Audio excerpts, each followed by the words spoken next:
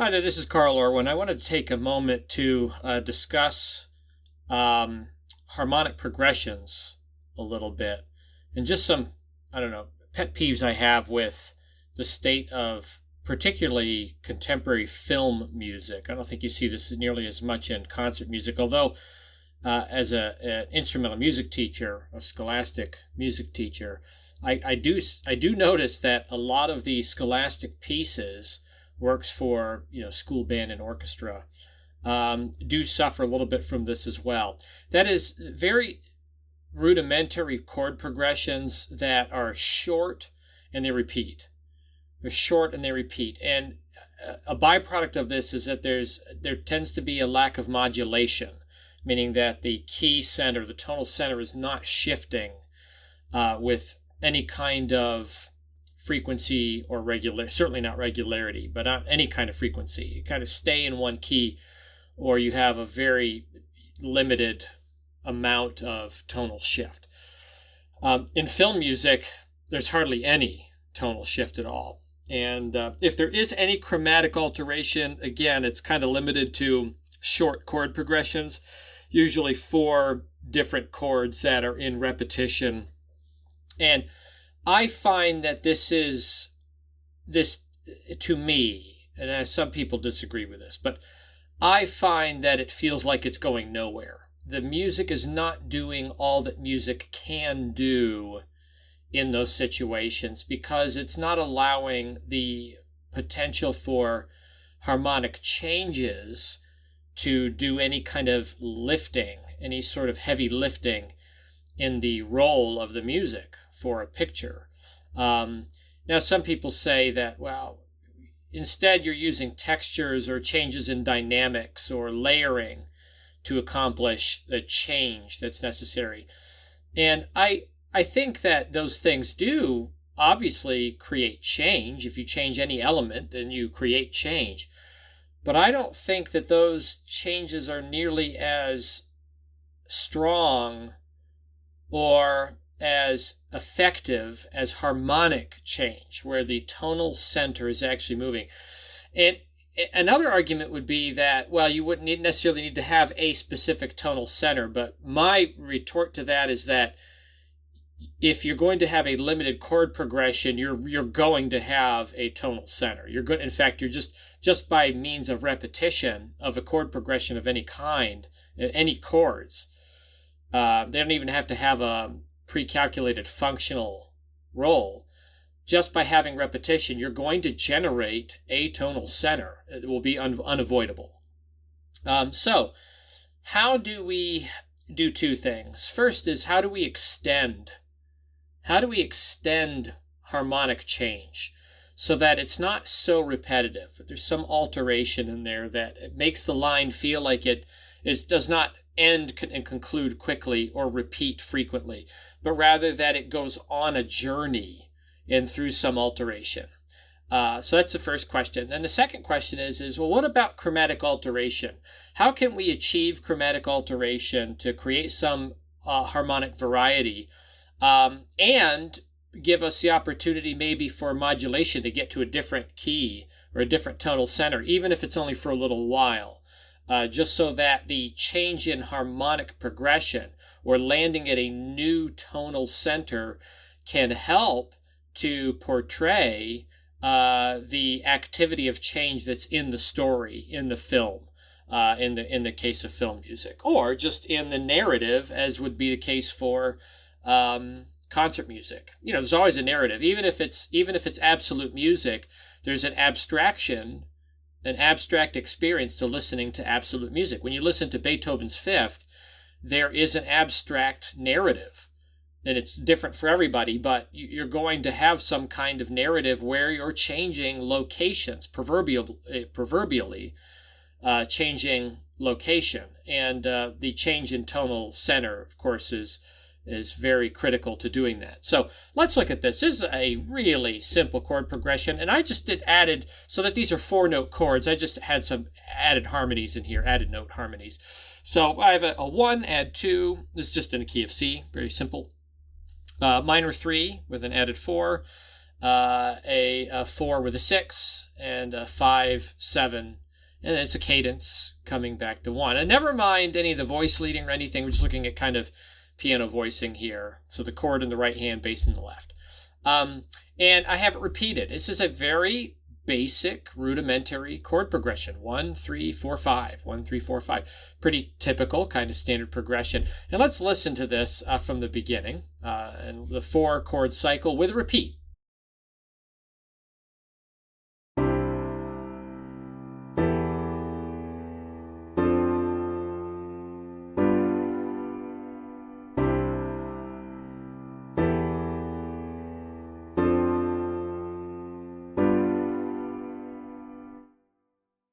Okay, so that's a, simple chord progression with a repeat. And you can imagine many different, film scores that just do this.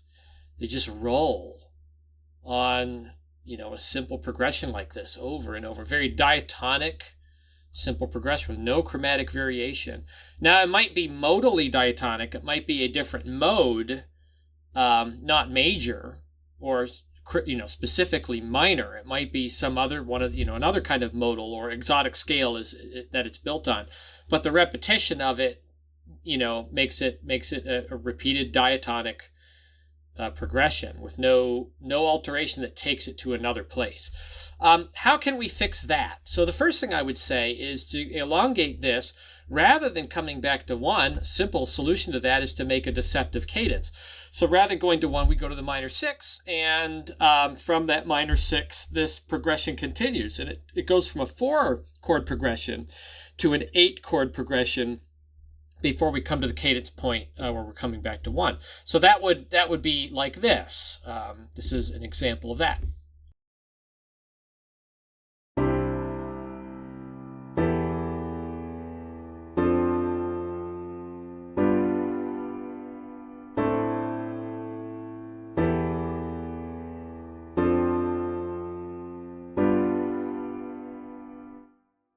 So even though there's 2 places where we have a cadence, one is deceptive, which causes this to go on. So you can turn a 4-measure phrase, rather than repeating it over and over again, at least double it, and you can get a little bit more mileage out of it. Let's deal with the next thing, though, and that is, and this actually solves 2 issues. It deals also with extending lines, but it also helps with alteration, chromatic alteration. So what I have here is actually 4 instances of this related progression. One of them is not related, and we'll talk about that in a minute when we get there. But I've got 4 instances, but each one is treated differently. I have the original, then I have a minor interchange. So this is a modal interchange. We're taking the relative minor, and we're switching, or rather, we're just taking the minor quality, and we're switching in the notes that would be in the minor key for that universe. So C minor rather than C major. So we have and we have the 6 here. So there's the minor 6, which is in the original key of major. It's minor 6, but then it goes to a major 3, and then a minor 4, and then a minor 5. Okay, so we have this borrowing of the opposite values for these chords that would come from the minor mode. Then, after that, there is another treatment of modal borrowing, but this is a transposition. So what we're doing is we're treating the C major as if it was the Aeolian of another key. Okay, so if it's the 6th scale degree, the C would be the 6th scale degree of what? E flat, E flat.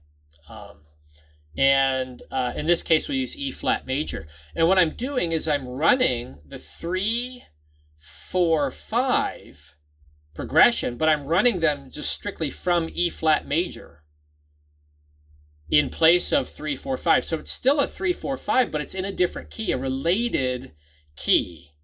As if the C was the 6th of this new key here. Now, it may feel or may seem in description as if we're doing a modulation, but not really. You'll see that this actually it can go back to that one. It wants to return back to that one. It would work fine. But it's a good modal interchange using, rather than thinking about modes from the root position, we're thinking about an entire related key, tonal center entirely, and borrowing the structure from that new tonal center, that related tonal center, and superimposing it into this progression. And the last version of this is really out there. We're not really paying attention to tonal center and key at all. What we're going to do is we're going to do some minor planing, or planing on minor chords. I'm sorry, minor third planing on major chords. So what's happening is we're going to resolve this, what would be a deceptive cadence, but it's not from a true 5, related 5. But a deceptive cadence to the major 6, a major 6 with an added 2. And then I'm going to go from there up a minor third, upper minor third, and then up another minor third. Just major chord, the same major chord, but going up a minor third with each instance. And then bringing us back home to the 1, the original 1, which is C major. And this is actually a tritone relationship. And you can see, even though this is so distant, as far away as you can get, the tritone root note going to the tritone related root note, which brings us back home, that it still gets us there in a predictable way. It feels inevitable. Okay, so let's listen to this, and then we'll explain how you can kind of compose, particularly if you're using notation software, why you don't really need to think so theoretically about this stuff. You can just use the functions within your notation software to do this for you, particularly if you're not a keyboardist and you don't really have that kind of theoretical base. You can use the transposition tools that are available to you in your notation software to help you conceive of this.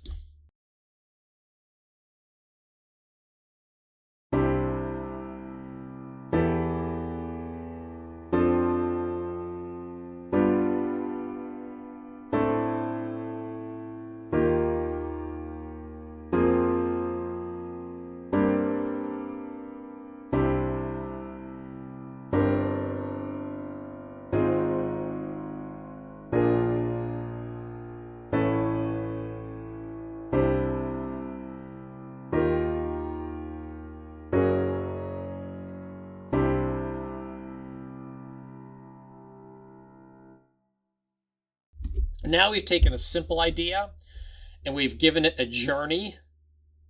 And you can take whatever lyrical motives you're writing over this first 4 initial chords. You can use that same material and just kind of jam it into the available notes of wherever you're at. And it's a great way of just extending a line and making it travel and journey and go places. And in the pictures, you're scoring to picture wherever you have some significant change happening in the picture that you want to denote in the music. That's where you would incorporate some of these ideas, particularly here when we're coming from this E flat major relative key, coming to this major 6 in the original key. This is a very clear feeling modulation. Now, we don't keep it that way. The way it's treated, it brings us back home again. But you can see the sequence that this goes through to get us to another key, and the feeling that you're going to another plane, you're going to another place, that there is a journey. We're not in the same place we were before and rehashing the same mood and feeling. The feeling is evolving through the picture, which is usually what you want in a scene, in a film. So anyway, let's look at how you can do this using your notation software to sort out some of these theoretical conventions. I'm just going to take the first 4 measures, the original 4 measures, jump over here. We'll paste it into a new area. Now, the first thing we'll look at is modal interchange. Now, there's a couple ways you can do this. If you're going just to the minor mode, you're just switching whatever's major for whatever's minor, with the exception that the 2 is minor in the major key, and in the minor key it's diminished, and the 7 becomes a major. So where it was diminished before in the minor key. So here you're just switching. You're just taking it the other way. However, if you want to go to a different mode and rather just switch them like that, one thing you could do is we're going to take this entire progression, including the one. We'll just move everything. And I'm going to make a transposition. We're going to take it up to another mode. And actually, just to make this clear, because I have some added note harmonies in here, I'm going to delete the added notes. I'll just delete these chord symbols here too, because we won't need them. I'm going to delete the added notes from our progression. This is the 4, and this is the 3. So get rid of that. Okay, so we have 1, 3, 4, 5. Okay, and this, just in case you forgot what that sounds like.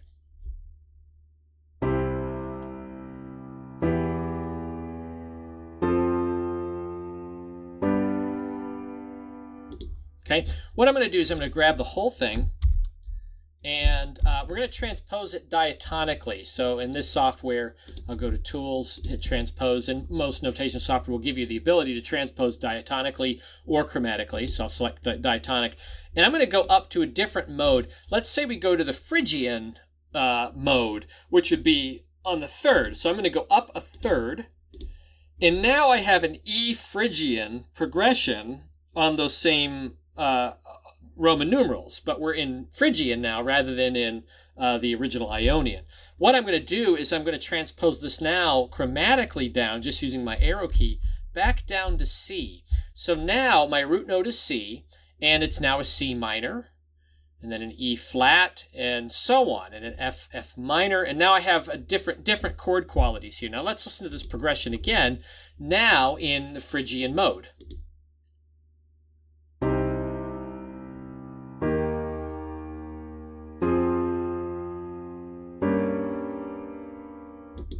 Gets really crunchy over here because of what the 5 is in Phrygian. And we can either leave it or deal with that. One thing I might do is I might take my 1 chord and make this minor again, or rather major again, and then come over here, and for my G, I might just make this minor or make it major. Just take it back to the major 5, right? So I'm using a modal interchange, the Phrygian modal interchange for the 3 and the 4. And that gets us this.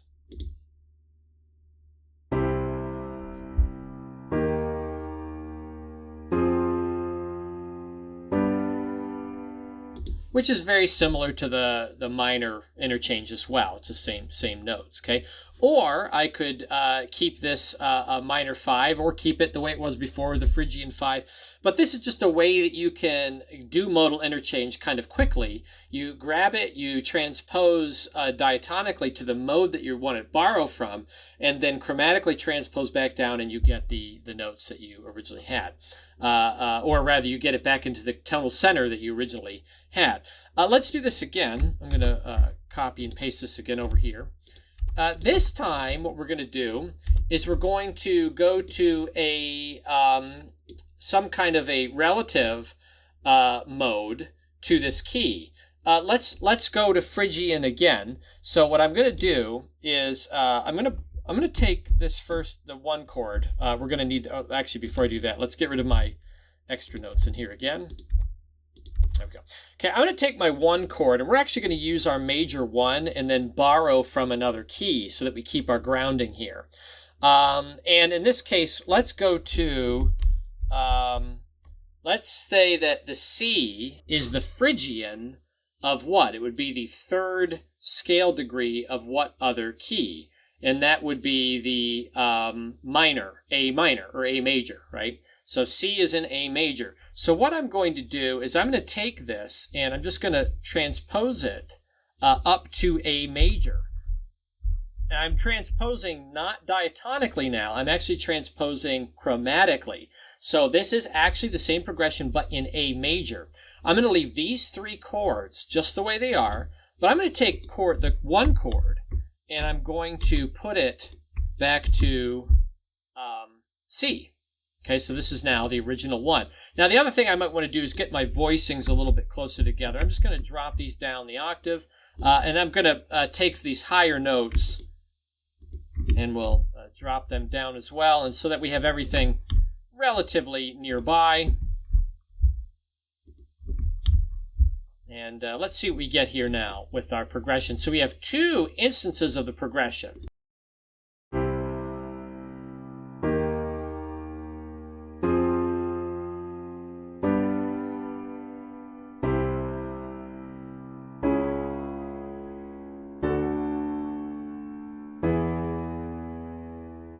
And you can see this really sounds like it's going to a different key. But if I put this other one back over here, it can cycle around. Listen carefully.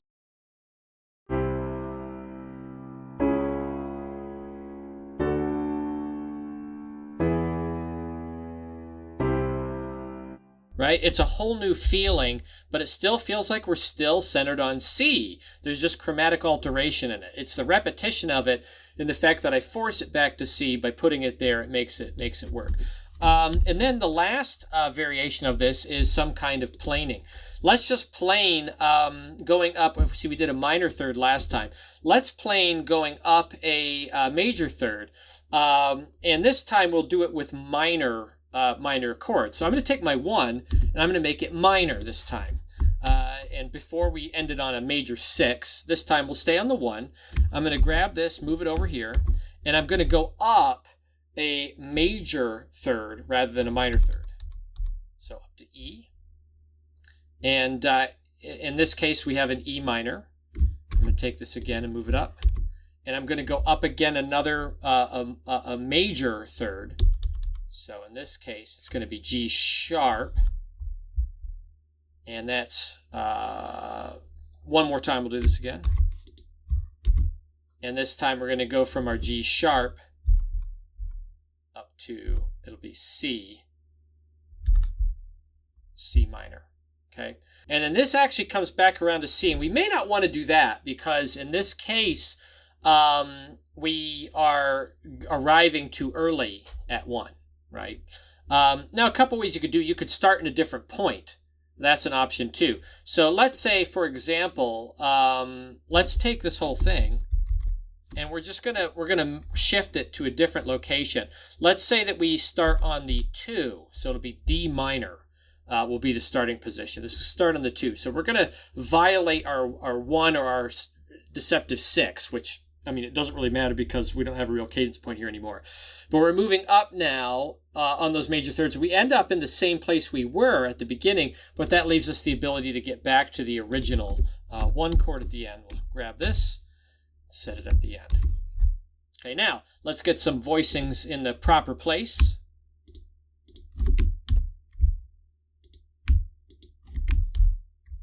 So our notes are a little bit more accessible. And we could probably leave that there. All right, let's listen to this now. This is pretty wacky stuff with our resolution back to C.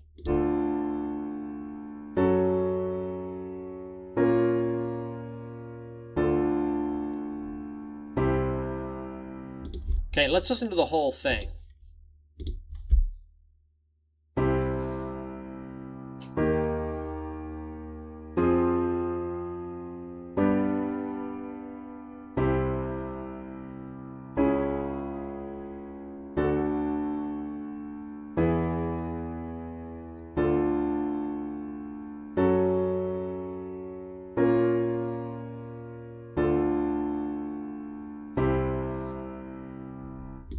You know, and this isn't very strong here in terms of a cadence. You might want to change this chord to something that's a little bit more cadential. And some of these experiments are hit and miss, right? But I would encourage you to play around with maintaining structures and then using related modalities or related keys, tonal centers, and using that structure and transposing it or interchanging chord qualities on the structure to get more mileage out of your chord progressions and make them go places. It'll just, I think, give a lot more dimension to your music rather than having the same kind of ostinato chugging along all the time. And you don't have to go bananas like this. I mean, this is pretty aggressive, just as an example. But if you wanted to write one of those Williams melodies, John Williams melodies, it goes on for a while, a 16 measure melody before it comes back home again. These are some strategies that you can use for that. And if you like to create that ostinato pattern kind of music that's very typical of, contemporary film, Hans Zimmer kinds of stuff, maybe investigate conforming your ostinato patterns to some regular changes. You might do a repetition of a 4-measure progression and then do a modal interchange for the next 8 measures, right?